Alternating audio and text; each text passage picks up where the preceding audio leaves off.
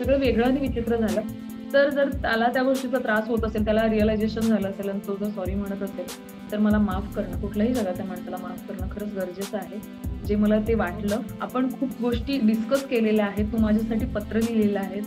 तू मला family member मानतोस आणि बऱ्याचशाच गोष्टी आपण एकत्र सगळं केलंय. तू सोनं सोनं म्हणतोस, मी विषाद. तर ती म्हणली, "चल जा, गेली उडत." असं म्हणली. आई मग मला सकाळी तू बोललीस मला, तू आता गेलीच जाऊ शकतात. बरेचसे तसे कंटेस्टंट आहेत, ठरवू शकतात सोनालीचं तोंडच बघायचं नाही, सोनालीचं बोलायचं नाही, पण मला बोलायला आवडेल. माझी चांगली मैत्रीण आहे आणि तू मला चांगलं ओळखतेस. म्हणजे काय अर्थातच. सो त्याचा हाय, सेलिब्रिटी कट्ट्यावर मी वृषाली काणे तुम्हा सगळ्यांचं मनापासून स्वागत करते. नुकतंच बिग बॉसच्या घरामध्ये 90 दिवसांचा प्रवास जिचा संपला ती म्हणजे सोनाली पाटील. ह्या पूर्ण बिग बॉसच्या प्रवासाबद्दल मी तिच्याकडून जाणून घेणार आहे आणि तिच्या मते टॉप 3 कोण आहेत, कोणाला विनर बघायला तिला आवडेल, ह्या सगळ्याबद्दल मी तिच्याशी गप्पा मारणार आहे. तर लगेचच सुरू करूया, कारण मला माहितीये तुम्हाला सोनालीकडून जास्त ऐकायचं आहे. तर येस, हाय सोनाली. हाय हाय वृषाली. कशी आहेस आणि तुझं सेलिब्रिटी कट्टावर मनापासून स्वागत आहे. Thank you so much. मी तुला सांगायचं म्हणजे एकतर एक्झिट इतकी विचित्र टायमिंगला आणि ऑफकोर्स तो माझ्यासाठी खूप मोठा धक्का होता आणि ओव्हरऑल जर्नीचं जर विचारशील तर खूप वेगळा एक्सपिरियन्स, खूप छान लोक भेटली, खूप वेगळी लोक भेटली. खूप वेगळे एक्सपिरियन्स आले आयुष्यामध्ये. म्हणजे हे सगळे खरंच कामी येणार आहेत. बरंचच त्या घराने दिलं, खूप शिकवलं. माझ्यातल्या काही त्रुटी मला जाणवल्या, मी नव्यानं काही शिकले. अच्छा. बऱ्याचशाच गोष्टी बाकीच्यांच्याकडून शिकले. तर ओव्हरऑल 90 दिवसांची ही जर्नी कधी संपली, कशी संपली खरंच कळत नाहीये आणि आता जर विचार केला तर वाटतं बापरे! 90 दिवस राहिलो. Can't believe. आणि ह्या शेवटच्या टप्प्यामध्ये येऊन म्हणजे 8 दिवसांच्यासाठी परत पाठी यायचं नव्हतं. माहिती नाही कसं अचानक झालं. पण येस, मला त्याच्यावरूनच तुला विचारायला आवडेल की तुझी जी एक्झिट झाली त्यानंतर सोशल मीडियावरती खूप चर्चा झाल्या, खूप जणांनी पोल क्रिएट केले की सोनालीचं एविक्शन फेअर की अनफेअर. तर मला तुला आता विचारायला आवडेल की खरंच तुला काय वाटतं की तुझ्याऐवजी आता जे घरात कंटेस्टंट आहेत त्यांच्यापैकी कोणता सदस्य घराबाहेर यायला जास्त डिझर्व करत होता? डिझर्व तर अजून 2 सदस्य करत होते. जसं मी सांगेन की मीरा, उत्कर्ष, नंतर कदाचित मी विकास बरोबर फाईट केली असती, कारण मी टॉप 3 मध्ये मी स्वतःला बघते. तर अजून 1-2 कंटेस्टंट आतमध्ये आहेत, ज्यांच्या बरोबर जे बाहेर यायला हवे होते. नावं? जे नाहीयेत आणि उत्कर्ष आणि मीरा. अच्छा. उत्कर्ष शिंदे आणि मीरा जगन्नाथ. ओके. तर हे 2 कंटेस्टंट अजून होते. मला विकास बरोबर फाईट करायला आवडलं असतं. मला जय बरोबर फाईट करायला आवडलं असतं. तिथं तुमच्या सगळ्यांचा, तुमच्या प्रेमाचा, तुमच्या वोटिंगचा सगळ्यांचा कस लागला असता. माझ्या खेळाचा कस लागला असता ऑफकोर्स. तर या सगळ्या गोष्टी आहेत आणि हो, ही 2 माणसं तरी बाहेर पाहिजे होती माझ्याऐवजी. जबकी मी बाहेर आली आणि मला असं वाटतं, बापरे! मी बाहेर आहे? असं. मग आज काय चाललंय माझ्याशिवाय?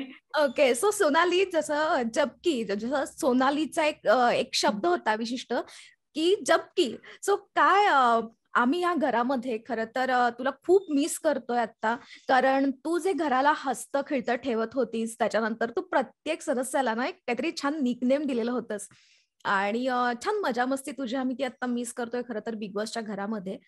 तर येस, त्यानंतर मला तुला सोनाली विचारायला आवडेल की नुकतीच बिग बॉसच्या घरामध्ये पत्रकार परिषद झाली, ज्याच्यामध्ये परत एकदा विशालनी तुझ्यावरती जे स्टेटमेंट केलेले होते त्याबद्दल मुद्दा निघाला.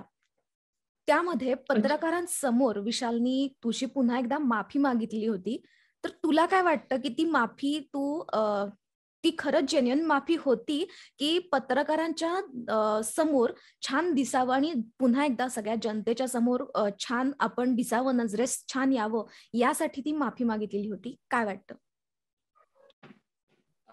मला वाटतं एखाद्या व्यक्तीला म्हणजे मी एवढा नाही विचार केला असा प्रश्न विचारला. पण जेन्युइन एखादं जर माफी मागत असेल तर ऑफकोर्स समोरच्यानी माफ करायला हवं. ना बल्कि त्याच्यामध्ये ही जेन्युइन माफी आहे का? ही तेवढ्यापुरतीच आहे का? ही लाँग लास्टिंग आहे का? एवढे टाइप तर मला नाही लक्षात आलेले. पण ज्यावेळेला त्यांनी सॉरी बोलला, ज्यावेळेला सकाळचं आमचं कन्व्हर्सेशन झालं पहाटेचं, जसं सर बोलले की सकाळी उठून त्याला जे बोलवलंस किंवा काय, तर फेस टू फेस काही गोष्टी होणं गरजेचं होतं, जे मी पहिल्यांदा त्याच्याशी बोलले आफ्टर चावडी. तर त्यावेळेला बऱ्याचच गोष्टी झाल्या. त्यालाही त्रास झाला, मलाही त्रास झाला ऑफकोर्स, कारण आमचं एवढं छान बॉन्डिंग होतं आणि कुठेतरी सगळ्याच गोष्टी डिस्ट्रॉय त्याच्याकडून झाल्या. माहिती नाही, सिच्युएशन तशी होती. सगळं वेगळं आणि विचित्र झालं. तर जर त्याला त्या गोष्टीचा त्रास होत असेल, त्याला रिअलायझेशन झालं असेल आणि तो जर सॉरी म्हणत असेल, तर मला माफ करणं, कुठल्याही जगातल्या माणसाला माफ करणं खरंच गरजेचं आहे. जे मला ते वाटलं आणि ते मी तेवढ्या माझ्या समजूतदारपणे जेवढ्या गोष्टी चावडीवरती हँडल केलेल्या, समजून घेतलेल्या, तेवढ्याच गोष्टी तिथेही घेतल्या आणि तशीच मैत्री ठेवण्याचा मी प्रयत्न केला. सो आता परिषदेमध्ये म्हणजे पत्रकार परिषदेमध्ये परत त्यांनी सॉरी म्हणाला, म्हणजे मला मला नाही असं अपेक्षित की त्यांनी 1000दा सॉरी म्हणावं किंवा काय. फक्त त्याला त्याच्या चुकीचं रिअलायझेशन झालं, ही गोष्ट मोठी आहे. कारण बाहेर आल्यानंतर मला कळलं की तुम्ही लोकं पण सगळेजण हर्ट झालाय ह्या गोष्टींनी. तर मला खरंच आता बाहेर आल्यानंतर असं वाटतंय की त्यांनी आतमध्ये राहून सुद्धा जर सॉरी म्हणत असेल, तर खरंच हे प्रेक्षकांच्यासाठी सुद्धा खूप इम्पोर्टंट आहे, महत्वाचं आहे माझ्या दृष्टीने. कारण माझा प्रेक्षक वर्ग माझ्यासाठी महत्वाचा आहे. माझ्यामुळे तो हर्ट नाही झाला पाहिजे, ही जबाबदारी माझी आहे. आणि जर का तो अजून कोणामुळे जर हर्ट होत असेल आणि त्या व्यक्तीकडून जर सॉरी येत असेल, तर ती माझ्यासाठी चांगली गोष्ट आहे. सो त्यांनी सॉरी म्हटले, तर मी त्याची सॉरी एक्सेप्ट केलेली आहे घरात असताना सुद्धा. मला माहिती नाही की कुठल्या विषयावरून, कारण तो एपिसोड मी बघितलेला नाही. मी असंच रँडमली YouTubeला किंवा ते प्रोमोमध्ये काहीतरी मी बघितलं. असं. बिग बॉसच्या घराबाहेर गेल्यानंतर मग तुला त्याच्याशी फ्रेंडशिप ठेवायला आवडेल की नाही आवडेल? बिग बॉसच्या घरात असतानाच मी माझी फ्रेंडशिप तेवढ्या काय म्हणू त्याला दाखवलेली प्रामाणिकपणे आहेस. Yes, continue yes. केली. तर ऑफकोर्स मी घराच्या बाहेर पण करेल, कारण कुठल्या सिच्युएशन मधनं मी गेली किंवा फेज ती कोणती होती हे तुम्हाला चांगलं माहिती आहे. बाहेर आल्यानंतर लोकं म्हणतात की तुला एवढा त्रास झाला. बापरे! म्हणजे मी व्यक्त व्हायच्या आधीच लोकांना कळलं, मुलींना कळलं स्पेशली, की मला किती त्रास त्यावेळेला झाला किंवा म्हणजे जसं की तुझ्या आधी अजून एक जसं माझी इंटरव्ह्यू झाला त्यावेळेला ती मुलगी म्हणाली की मला त्रास झाला, प्रत्येक मुलगीला त्रास झाला. ती फील करत होती की तुला किती त्रास झाला असेल, तू व्यक्त नाही झालीस. तर आणि हे ती व्यक्त वेळ न नव्हती होता खरं तर. तो ज्या पॉइंटवर बोलला, तो ज्या जागेवर बोलला, ती खरं तर वेळ नव्हती असं मलाही वाटतं. वेळ नव्हती, ते त्या प्रश्नाचं जे सरांनी विचारलेल्या प्रश्नाचं उत्तर नव्हतं आणि जरी तसा कोणी प्रश्न विचारला, तरी हे उत्तर असूच शकत नाही. कारण आपण चांगले फ्रेंड आहोत, आपल्यामध्ये चांगला बॉन्ड आहे आणि हे बाहेर आल्यानंतर मला कळतंय की हे लोकांना इतकं छान आवडतंय किंवा काय. आपण सेम सिच्युएशन म्हणजे सेम फॅमिली बॅकग्राऊंडमधून बिलॉन्ग करतो. आपण खूप गोष्टी डिस्कस केलेल्या आहेत. तू माझ्यासाठी पत्र लिहिलेलं आहे. तू मला फॅमिली मेंबर मानतोस आणि बऱ्याचशाच गोष्टी आपण एकत्र सगळं केलंय. तू सोनं सोनं म्हणतोस, मी विशाल हे कर, विशाल ते कर म्हणतो. आपण एकमेकांची काळजी घेतो घरामध्ये. आपण एकमेकांना आपलं मानतो आणि असं असताना या गोष्टी म्हणजे मला अनएक्सेप्टेड होत्या. म्हणजे मी जर उत्तर द्यायचं झालं तर माझ्याकडे खूप छान उत्तर असतील. पण त्यावेळेला मला नाही करायचं होतं. म्हणजे कोणाचं करियर स्पॉईल होण्याची शक्यता असती जर मी विमेन कार्ड माझं यूज केलं असतं किंवा अजून काय. पण मला माझी फ्रेंडशिपची डिग्निटी किंवा त्याचा रिस्पेक्ट आहे आणि तो आजही मला ठेवायला आवडतो आणि आवडेल आणि म्हणून कदाचित मी काही गोष्टी बोलल्या नाहीत आणि मला नाही बोलायला आवडणार. जबकी त्याला सगळ्या गोष्टी त्याला जाणवलेल्या आहेत, तर त्याच्यापेक्षा मोठी गोष्ट नसू शकते. अर्थातच. सोनाली, तुझी आणि मिनलची आम्ही जेव्हा जेव्हा फ्रेंडशिप बघितलीये तेव्हा आम्हाला सीझन 1 मधली मेघा आणि सईची फ्रेंडशिप आठवायची. आपण नेमकं असं शनिवारच्या भागामध्ये आम्ही बघितलं, तू मिनलवरती ओरडलीस, भांड फेकून दिलंस. काय नेमकं असा इन्सिडेंट झालेला होता की तुझा राग इतका अनावर झाला आणि तू मिनलवरती इतकी चिडलीस? मला वाटतं प्रोमोमध्ये ते जास्त रागीट आहेत तेच येस. असं दिसलं. पण मला विचारायला तुला आवडेल, की म्हणजे हे का झालं हे एपिसोडमध्ये दाखवलं नाही का? कारण मी एपिसोड बघितलेला नाहीये. मी विचारते. नाही, नाही, दाखवलंच. पण काय असतं, दाखवलंच अर्थात ते. पण काय असतं ना, की त्यात सुद्धा काही पार्ट एडिट करून दाखवला जातो, की जेवढं ओके. दाखवायचं आहे तेवढाच पार्ट दाखवला जातो. सो म्हणून मला तुला विचारायचंय, की त्या हां, व्यतिरिक्त सुद्धा असं काही झालेलं होतं, जे आम्हाला कळलं नाही, की इतकं का? कारण त्यामध्ये ती तुला सांगत होती, की "बोल, काय झालंय, काय झालंय? बोल." आणि तू सांगत होतीस, की "नाही, आता मला बोलायचंय." परत तिचं नाही, तू आत्ताच बोल. सो नेमकं असं काय झालं, की तुला तिच्याशी बोलायचं नव्हतं आत्ता? ते मला तुला विचारायचंय. एकतर ती कॅप्टन होती लास्ट वीकमध्ये आणि संचालक पण होती. तर माझं असं झालं की आपण तिकीट टू फिनालेसाठीचे जे 3 उमेदवार आहेत ते आहेत उत्कर्ष, मीरा आणि विशाल. तर आपल्या ग्रुपमधला एकच मेंबर जो आहे तो तिकडे आहे आणि त्याच्या आधीचा टास्क झालेला केकचा. तर त्या केकच्या टास्कमध्ये मला कुठेतरी अनफेअर डिसिजन तिचा वाटला आमच्या ग्रुपच्या बाबतीत, की तो जयला म्हणजे आमच्या ग्रुपला द्यायला पाहिजे होता. एक ग्रुप होता तिकडे आमचा, एक ग्रुप. तर त्याला द्यायला पाहिजे होता, जो तिच्याकडून झाला नाही. पण विच इज ओके, की तू संचालक आहेस, तुला जे योग्य वाटलं ते तू केलं. त्याच्यावरती मी बोलले नाही, कारण मला असं झालं की मला तो डिसिजन बायस्ड वाटला. तर आता आपण मैत्रिणी म्हणून बोलतोय, तर तो डिसिजन माझ्यासाठी बायस्डच असेल. मी त्याच्यावरती मी तुझ्याशी परत वाद घालेल. त्यामुळे हा मुद्दा आपण तिथे क्लिअर केला तर तिथेच राहू दे. तू तुझ्या निर्णयावरती योग्य राहा, मी माझ्या निर्णयावरती राहते, की तो डिसिजन आमच्या बाजूनी लागला होता. पण आता जेव्हा तू दुसरा दिवस आहे, हो तिसरा दिवस आहे, तर काही आता तिकीट टू फिनाले म्हणजे खूप इम्पॉर्टंट डिसिजन आहे. तर एक टीम मेंबर म्हणून मला असं वाटतं, तू संचालक म्हणून असा डिसिजन घेऊ नको, असं मला म्हणायचं नव्हतं आणि असं मी म्हटलंच नाही. मला एवढंच म्हणायचं होतं, की टीम मेंबर म्हणून जर आपण बहुमत वगैरे जर आलं किंवा अजून दुसऱ्या गोष्टी काही आल्या, तर आपली स्ट्रेंथ तिथं जास्त दाखवली पाहिजे, जेणेकरून आपल्या मेंबरलाच ते मिळालं पाहिजे, म्हणजेच विशालला मिळालं पाहिजे तिकीट टू फिनाले. बाकीच्यांना मिळालं नाही पाहिजे. आणि एक ग्रुप मेंबर म्हणून मी असा विचार करूच शकते किंवा ग्रुप मेंबर म्हणून हे डिस्कस मी करूच शकते. मी तिला संचालक म्हणून कुठलीच गोष्ट सांगितली नाही, की तू संचालक आहेस तर तुझ्याकडे ही अथॉरिटी असेल. या शक्यता मी कधीच तिच्याशी डिस्कस केल्या नाहीत, कारण तो तिचा डिसिजन आहे आणि त्या डिसिजनचा मी रिस्पेक्ट करते. तर या गोष्टीवरती मी बोलत असताना ती तिचं सँडल घेणं किंवा काय करणं ह्या सगळ्या गोष्टी करत होते आणि मी कंटिन्यू एवढ्या सिरियस गोष्टीवरती बोलत होते. जबकि मी तिला म्हणत होते, मला बोलायचंय महत्वाचं, आपण पटकन बोलूया कारण टास्क सुरू होईल आता. तर तिचं काहीतरी आवरणं चालू होतं आणि ती म्हटली, "काय बोललीस? मला काही कळलं नाही." तर म्हटले, म्हणजे मी परत बोलू का?" म्हटलं. तर काहीच बोलेना. "अगं मी विचारते, तुला परत बोलू का? तू काहीच ऐकलेलं नाहीयेस का? सोना तुझे ना मला मुद्देच कळत नाहीत. ते सर बोलतात ते बरोबर आहे. मला तुझे मुद्दे कळतात." मी तर हटली माझी.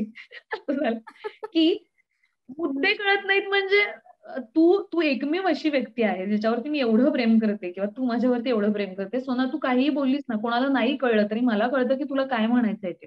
येस, ती आणि बोललेली इथे मी होती. आधीच क्लिअर केलेली. हां. आणि इथं कोणी बिग बॉसमध्ये जाणारा प्रत्येक व्यक्ती किंवा जे आपले सगळे कंटेस्टंट आहोत, ते काही मुद्द्यांसाठीची कोणी तुम्ही स्पेशल ट्रॉफी नाही घेऊन आलेलात, की माझा मुद्दा बरोबर आहे आणि ह्या मुद्द्यासाठी मला ही ट्रॉफी मिळाली आणि माझे मुद्दे योग्यच असतात आणि सोनालीचे मुद्दे अयोग्य असतात. असं कोणी नाही बोलू शकत. हे बोलण्याची अथॉरिटी फक्त आणि फक्त सरांना आहे. जे सरांना असं वाटतं, की मी कुठेतरी चुकते किंवा कमी पडते, तर त्याच्यामध्ये मी इम्प्रूव्ह करायला हवं. हे कुठल्या सदस्यानी नाही सांगायचं आणि हे सरांनी पण सांगितलेलं, माझ्या शब्दाचा यूज करून सर बोलतात असं बोलायचं नाही. आणि असं असताना तू मला बोलतेस म्हणजे ह्याच्या तुझ्या जागी जर कोणी दुसरं असतं तर ओके होतं. तू मला बोलतेस की मुद्दाम, तर हे चुकीचं आहे. म्हटलं हे मला आवडलेलं नाही. याच्यावरती आमचे वाद झाले. तर ती कानावरती तिने बोट ठेवलं, की मला हे नको ऐकवूस. मला तुला काय बोलायचं होतं मगाशी सांगत होतीस ते सांग. म्हटलं तुला माझ्या आवाजाचा एवढा त्रास होतोय, की तुला फक्त मी काय म्हणत होते ते ऐकायचंय आणि तू सरांचं नाव घेऊन म्हणजे मला मुद्द्यावरून बोललीस. त्याच्यावरती मी एक्सप्लेनेशन नाही द्यायचंय. असं तुझं म्हणणं असेल तर हे चालणार नाही. एकतर तू चुकीचं बोललीस हे मान्य कर, की सरांचं नाव घेतलंस. नंतर मग मी तुला काय म्हणत होते, की आपण तिकीट टू फिनालेची जी स्ट्रॅटेजी काय आहे ती डिस्कस करूया. तर तिचं झालं, की मला नाही ऐकायचं, मला नाही बोलायचं आणि ती उठून गेली. आता उठून माझी गेल्यानंतर मी सटकली. खूप असं सोनालीचं झालेलं होतं त्यावेळेला. ज्या मी प्रोमो आणि मध्ये सेम इन्सिडेंट हां. सेम इन्सिडेंट सेम झाला, की मला वाटतं तिकीट टू फिनालेसाठी तिघं जण आलेली ती झोंबिवलीची. तर त्याच्यामध्ये तिचं झालं, की सांगितलं. तर सोना म्हणजे सकाळपासून एकतर मी क्लिअर कर म्हणते त्यावेळेला तिने क्लिअर केलं नव्हतं. तिला हवं तेव्हाच तिला क्लिअर करायचं असतं. आणि सोना असं आपण स्ट्रॅटेजी करूया. म्हटलं, "तू मला नको सांगूस. मला माहिती आहे." कारण सकाळचं माझं कॅरीच केलेलं मी माझ्या बरोबर. डोक्यामध्ये आमचा राग झालेला दिवसभर बोलणं नाहीये. तर ती म्हणली, "चल जा गेली उडत." असं म्हणली. आई मग ग. मला सकाळी तू बोललीस ती बोललीस मला, तू आता गेलीस जा उडत. मी म्हटलं, की आता जर हिला अपोज केला तर आपल्या घरी पाहुणे आलेत. झोंबिवलीची ती सगळी अख्खी टीम. आपण दंगा नको करायला. आपण नंतर याच्यावरती डिस्कस करूया. तिथं पण मी शांतपणे घेतलं आणि सगळा टास्क झाला. त्याला तिकीट टू फिनाले मिळाला. आम्ही मस्त डान्स केला. तो आतमध्ये गेला आवरायला. आम्ही तिघं जण विकास, मी आणि मीनल ज्यावेळेला बसलो त्यावेळेला मी म्हटलं, "बघ, सकाळचं एकतर तू क्लिअर केलं नाहीस. मुद्द्यावरून तू मला बोलली, जे बोलायला नाही पाहिजे होतं. आता सुद्धा तू म्हणालीस मला गेलीस उडत." जर हे मी म्हणाले असते किंवा घरातला कुठलाही कंटेस्टंट म्हणाला असता, तर लगेच म्हणजे मी एक झालं. तुझी मैत्रीण आहे म्हणून मी सहन करून घेतलं, की मी तिथे रिप्लाय नाही तुला दिला. तर तिथं वाजलं असतं, खूप वाजलं असतं. कारण मला माहितीये तिची बॉडी लँग्वेज किंवा ती सहन नाही करत. एवढं सगळं असताना तू का नाही हे करत आहेस? मला नाही आता बोलायचं, मला नाही हे करायचं. म्हटलं मग असं का, की तुला जेव्हा बोलायचंय तेव्हाच क्लिअर करायचं, आता मला क्लिअर करायचं, तर तुला नाही क्लिअर करायचं. त्याच्यावरून ती परत तिथून उठून गेली. तेव्हा पण माझं ऐकलं नाही. दुसऱ्या दिवशी सकाळी, शुक्रवार होता, फ्रायडे, दुसऱ्या दिवशी सकाळी ही डिस्कस करत होते आणि मी चहा चपाती खात होते त्या कोपऱ्यामध्ये जाऊन. कारण मला तिच्या बाजूला बसायचं नव्हतं. तर विकास असं झालं की सोना, सोफा म्हणजे सोनाली पाटील सोफा बोलतो. सोफा तू तिकडे का बसले? त्या सोफ्यावर का बसले? सोफा तू तिकडे का बसले? म्हटलं मी बिचारी वगैरे होऊन बसलेले नाहीये. तुमचं छान चाललंय. विशाल, विकास आणि ती होती. तुमचं छान चाललंय. तुमच्या डिस्कस करू दे. मी ऐकतेय तुमच्या गप्पा. मी इथं खाते. मी बिचारी नाही झालेली किंवा मला असं वाईट वाटलंय, कुणी वाईट टाकले असं काही नाहीये. मी माझ्यामध्ये एकदम मैं मुझमे मस्त असं टाईप असतं माझं. तर मला नाही असं काय वाटत आहे की तुम्ही मला वाईट टाकले. तुमचं चालू दे म्हटलं, मी रिप्लाय देतेय. तर त्याचं असं झालं, तू इथेच बस, तू इथेच बस. मी म्हटलं नाही, तुमच्यासाठी मला तो लच्छा पराठा करायचा आहे. आज फ्रायडे आहे, मला सुट्टी आहे. तो जयला खायचा होता. जयला आवडतो लच्छा पराठा. सो मी त्याच्यासाठी, कारण त्याने सांगितलेलं सोनं तू नाही बनवलास तर मी खाणार नाहीये आज. मग या लोकांनी सगळ्यांना चपाती, चहा चपाती बनवून दिलेली, त्याच्यासाठी मी लच्छा पराठा बनवत होते. त्यांनी मला एक्स्ट्राचं काम सांगितलेले जयनी. तो तर खूप एवढं लहान मुलासारखं. या सगळ्यामुळे सोनालीची खरं तर सटकली, आता माझी सटकली अशी कंडिशन झालेली होती. तर तिचं म्हणणं की मला आत्ताच बोल, आत्ताच क्लिअर करायचं. मी म्हटलं नाही, मी कालपासून क्लिअर करायचं म्हणते, तू क्लिअर केलेलं नाहीस. आत्ता मला नाही क्लिअर करायचंय. तू म्हणतेस म्हणून मला नाही क्लिअर करायचं, तू इथनं जा. तर तिचं असं झालं, मला क्लिअर करायचं. मग मला असं झालं ते.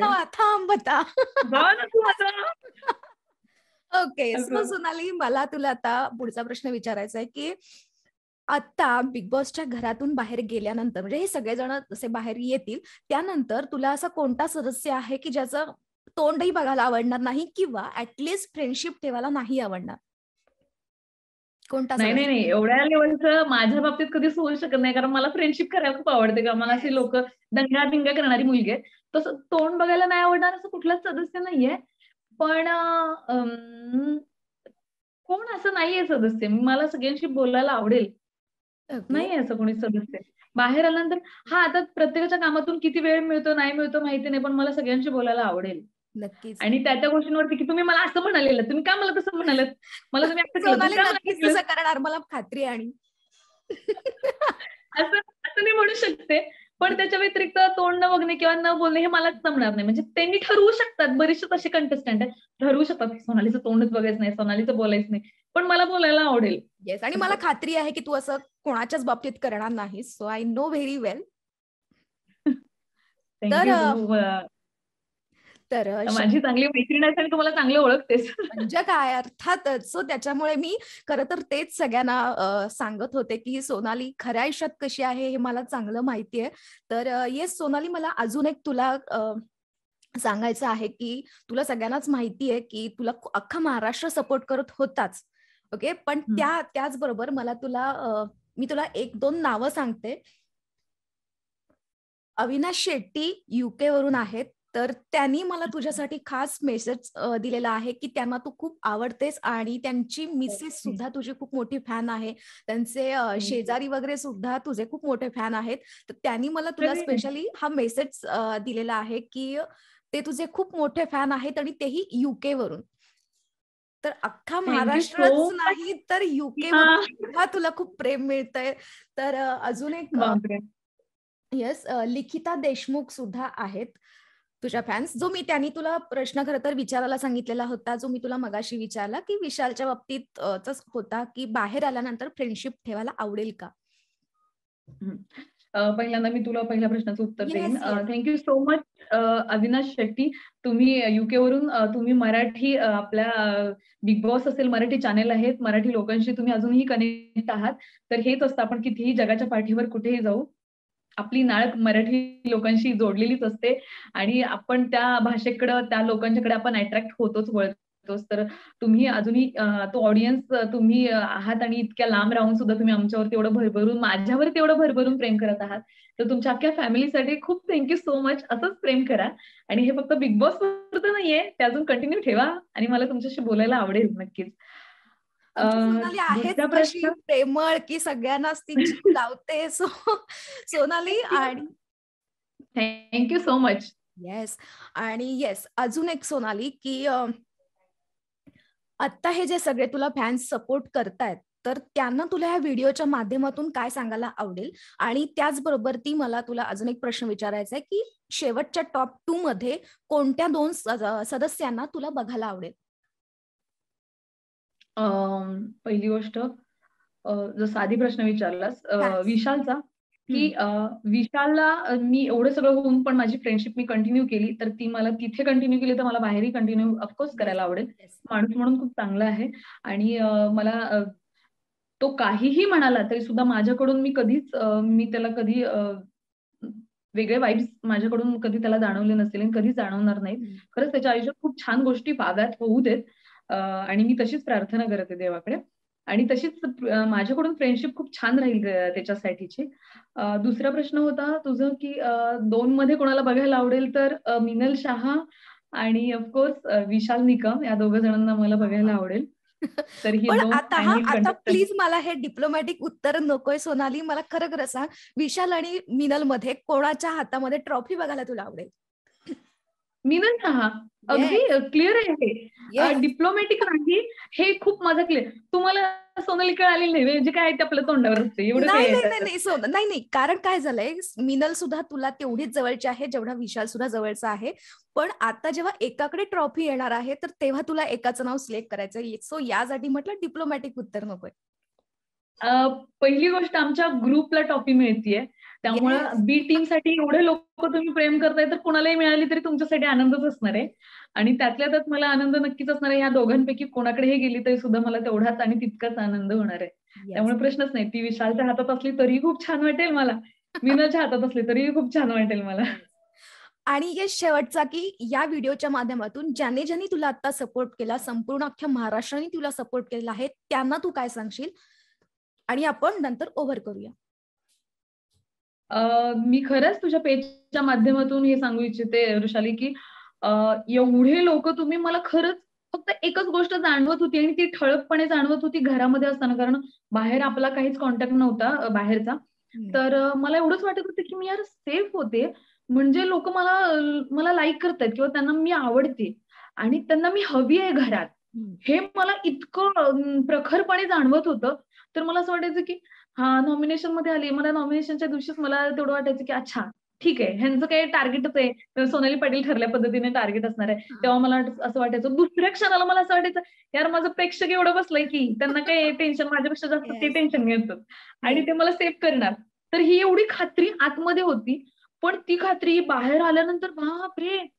म्हणजे एवढी लोक, इतकं सगळं तुमचं प्रेम मला ते जरा जाणवत होतं. ते एवढ्या प्रमाणात म्हणजे इनॉर्मस लेवल, एवढं की मी शब्दात व्यक्त नाही करू शकत. इतके मेसेजेस, कुठलीच निगेटिव्ह कमेंट नाही. इतके मेसेजेस, इतकी तुम्हाला सोनं आवडते आणि तुम्हाला एवढे काय काय माझे शब्द तर मी पण विसरून गेलीये. पण तुम्ही एवढे सगळे कॅप्शन मध्ये टाकले. जबकि जबकि तू म्हणजे मी या तुझ्या पेजच्या माध्यमातून सगळ्यांना सांगते, तुम्ही असं अजिबात म्हणू नका, की ही काय म्हणा, हा मेसेज आहे सोनालीनं वाचलेला नाही. मी एपिसोड बघितलेला नाही, तेवढं तुमचं प्रेम आणि तुमच्या मेसेजेस सो स्वीट वाचतीये. ऑफ मी यू. बाकी माझे एपिसोड बघितले नाहीत आणि त्याच्यामध्ये 600 कमेंट मी वाचून काढल्यात. ऐक. विचार कर. म्हणजे तुम्ही माझ्यासाठी खरंच प्रेशियस आहात, खूप महत्वाचे आहात आणि हे तुझ्या पेजच्या माध्यमातून सगळ्या प्रेक्षकांना सांगते, खरंच थँक्यू सो मच. आणि हा थँक्यू शब्द खूपच थिट आहे, खूपच छोटा आहे. म्हणजे मी बाय हार्ट जे काय फील करते ना, मी हे शब्दांमध्ये व्यक्तच नाही करू शकत आहे. त्याच्यासाठी खरंच एक वॉर्म हग आहे सगळ्यांच्यासाठी. आणि हे प्रेम परत एकदा सांगते, बिग बॉस पुरतं नकोय मला, हे मला अख्खं लाईफ टाईम हवंय. आणि नक्कीच मिळणार. तुम्ही मला सोडाल पण मी तुम्हाला सोडणार नाहीये, आणि मी तुला हे सोडणार नाहीये. सांगून ठेवते. आणि मी तुला सोडणार नाहीये. असं. तर खरंच तुझ्या पेजच्या माध्यमातून सगळ्या प्रेक्षकांना मला बोलता आलं. खरंच थँक्यू सो मच. सगळ्यांचं थँक्यू. स्पेशली तुमचं रिपोर्टर्स, वृषाली तुझं थँक्यू. तुम्ही आतमध्ये असताना सुद्धा एवढा सपोर्ट केलात, पॉझिटिव्हली सगळ्या गोष्टी घेतल्यात. माझ्या चुकांना सांभाळून घेतलं. चुकांवरती बाबा पांघरून घातलं, या अर्थाने म्हणेन, की काही वेळेला मी व्यक्त नाही झाले, तर तिला हे व्यक्त व्हायचं होतं किंवा तिची मुवमेंट अशी होती, तिला हा त्रास होतोय. मी काही गोष्टी न बोलता सुद्धा तुम्ही त्यांना शब्दातनं मांडलत. येस. मला काय म्हणायचं होतं. तर हे कुठल्याच कंटेस्टंटला मिळालं नसेल मला वाटतं एवढं सगळं, की नक्की. मला मिळालंय खरंच. येस.